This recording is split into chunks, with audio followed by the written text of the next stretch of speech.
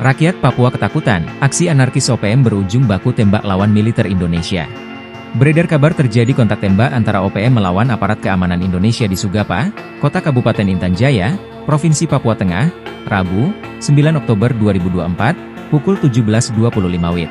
Menurut jubir OPM, Sebbi Sambom, mereka awalnya memberikan peringatan agar pemerintah RI agar menghentikan aktivitas militer.